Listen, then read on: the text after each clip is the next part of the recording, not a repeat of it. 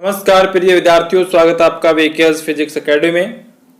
आज हम quantum physics के लेक्चर के अंदर जनरल बीएससी थर्ड ईयर का लेक्चर नंबर 4 यूनिट नंबर 2 और बीएससी बीएड थर्ड ईयर का लेक्चर नंबर 10 यूनिट नंबर 2 की चर्चा करेंगे। इससे पहले के लेक्चर के अंदर हमने कला वेग और समूह वेग के बारे में अध्ययन किया था कि किस प्रकार से कला वेग की वैल्यू आती है, किस प्रकार से समूह वेग की वैल्यू आती है। और आज मैंने एक एनिमेशन टाइप वीडियो बनाई थी जिसके अंदर आपको बताया था कि किस प्रकार से कला वेग जो है मोशन करता है, किस प्रकार से समूह वेग गति करता है।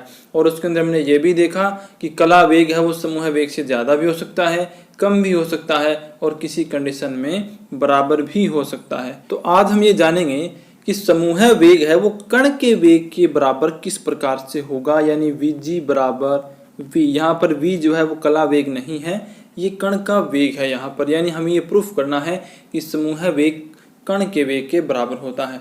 जैसे ही हम ये प्रूफ कर लेंगे तो हमें क्या पता लग जाएगा, हमें ये पता लग जाएगा कि जो कण का जो वेग होता है वही वेग जो है किसमें चेंज होता है, समूह वेग में चेंज होता है। और वहाँ से हम एक तरंग फलन दे सकते हैं, उस कण के व्यवहार को बताने वाले एक समीकरण हम दे सकते हैं, यानी कि हम श्रोडिंगर समीकरण को हम दे सकते हैं। वो किस प्रकार से श्रोडिंगर समीकरण होगी, वो फलन किस प्रकार से होगा, तो इसकी आगे हम चर्चा करेंगे। तो आइए स्टार्ट करते हैं। अपने को प्रूफ करना है कि vg बराबर v होता है, यानी ग्रुप वेलोसिटी बराबर पार्टिकल वेलोसिटी। यदि ओमेगा तथा k की अनेक तरंगों का अध्यारोपण किया जाए तो समूह वेग क्या आता है, vg बराबर d ओमेगा अपॉन डी के आता है। इक्वेशन नंबर आ गई 8। 7 नंबर इक्वेशन हमने इससे पहले जो कला वेग और समूह वेग के बारे में अध्ययन किया था उसके अंदर हमने ज्ञात की थी। इससे पहले vg का एक फॉर्मूला हमने ज्ञात किया था, डेल ओमेगा अपॉन डेल के।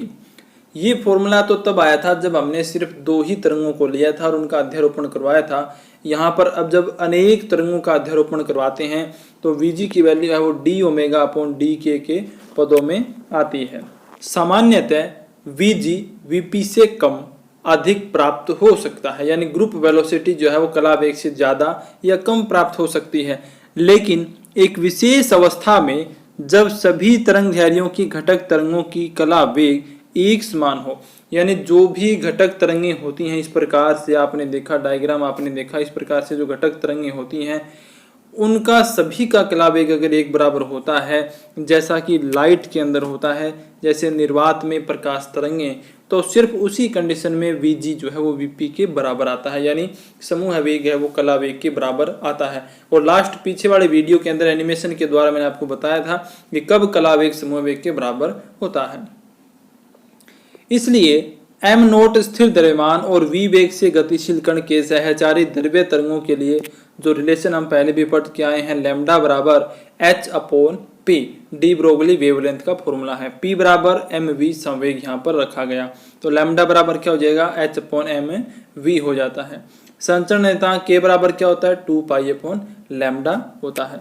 और लैम्डा की वैल्यू हम यहाँ से पुट करेंगे, लैम्डा बराबर h अपॉन p है, यानी h अपॉन mv, तो यहाँ पे रखूंगा तो h नीचे आ जाएगा और mv ऊपर चला जाता है। जब बात आती है विराम द्रव्यमान की तो आइंस्टीन का फॉर्मूला हमने बहुत बार पढ़ा है, m बराबर m नोट बटे under root 1 minus V square बटे सी स्क्वेयर। ये आप फर्स्ट ईयर में भी पढ़ के आ चुके हैं। हम यहाँ पर m की वैल्यू वो पुट करेंगे, यानी कि m बराबर m नोट बटे under root 1 minus V square upon C square, क्योंकि यहाँ पे लाइट वेलोसिटी की बात हो रही है। तो यहाँ से k की वैल्यू हम क्या पुट कर सकते हैं, k बराबर 2 pi upon h m naught v upon under root 1 minus V square upon C square. Equation number 9। ये k की वैल्यू यहाँ से आ चुकी है, यहाँ पर हमने m की वैल्यू पुट कर दी है, तो इक्वेशन नंबर 9 हमारे पास आ जाती है। तथा डी ब्रोगली तरंगों की कोणीय आवृत्ति की हम बात करें तो कोणीय आवृत्ति होती है ओमेगा बराबर 2 पाई न्यू या 2 पाई एफ या 2 पाई एन, जो भी आप फ्रिक्वेंसी को डिनोट करना चाहें, न्यू से, एफ से या एन से। और न्यू बराबर क्या होता है, ई बटे एच होता है, क्योंकि ई बराबर क्या होता है, एच न्यू, ऊर्जा और आवर्ती के अंदर संबंध होता है जो प्लांक ने सबसे पहले बताया था। यहाँ से आप देख सकते हैं। और ई बराबर आइंस्टीन का संबंध क्या होता है, ई बराबर एम सी स्क्वेयर, तो मैंने ई की जगह एम सी स्क्वेयर कर दिया, बटे में अपने पास आ गया एच। अब दोबारा से एम की वैल्यू हम क्या रखेंगे, विराम द्रव्यमान के पदों में, यानी एम नोट बटे under root 1 minus V square upon C square. Equation number आ जाती है हमारे पास 10। तो ये हमारे पास ओमेगा का मान आ गया, पीछे हमने के का मान ज्ञात कर लिया यहाँ पर। अब हम क्या करेंगे, अब हम यहाँ पहले वीजी की वैल्यू ज्ञात करेंगे। यहाँ ओमेगा तथा के दोनों कण के वेग v के फलन है, यानी कण का वेग v जो है उसके फलन है ओमेगा तथा k। तो हमारा फॉर्मूला हम लगाएंगे vg बराबर क्या होता है, d ओमेगा अपॉन डी के। तो यहाँ से देखिए मैथमेटिकल रूप में जब हम कई बार लिखते हैं कि इसको इस फॉर्म में भी हम लिख सकते हैं, क्योंकि हमें यहाँ dv लेके आना पड़ेगा, अवकलन उसके रिस्पेक्ट में होने वाला है, क्योंकि ओमेगा और k v के फलन है।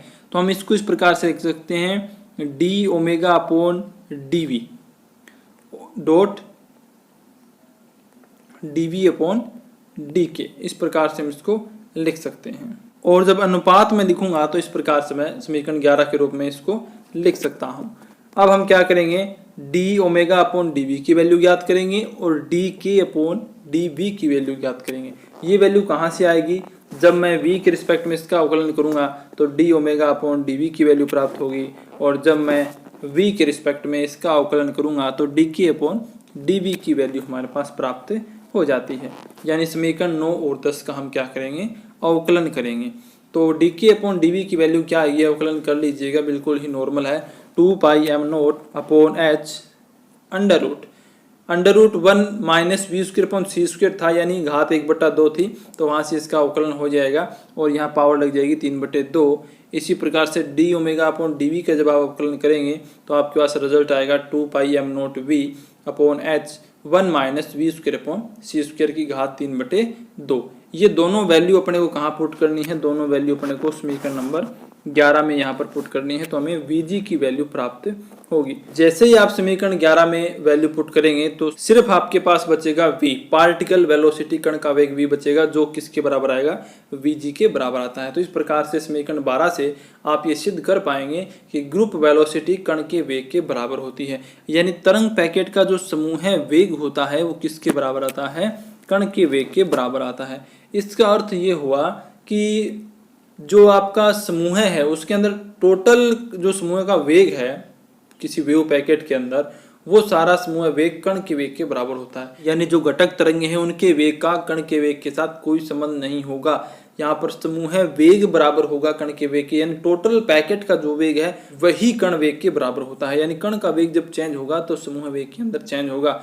तो इस प्रकार से हम क्या कर सकते हैं, गतिशील कण जो है उसके तरंग समूह के द्वारा हम एक तरंग फलन दे सकते हैं, जो sine X Y Z T द्वारा व्यक्त इसको हम कर सकते हैं। ये है तरंग फलन, और इसी से विकास होगा अपना श्रोडिंगर समीकरण का। अब ये एक्स वाई जेड का मतलब आप समझ गए कि तीनों कोऑर्डिनेट के अंदर कहीं भी जा सकता है, और साथ साथ में वो टाइम पर भी डिपेंड करता है।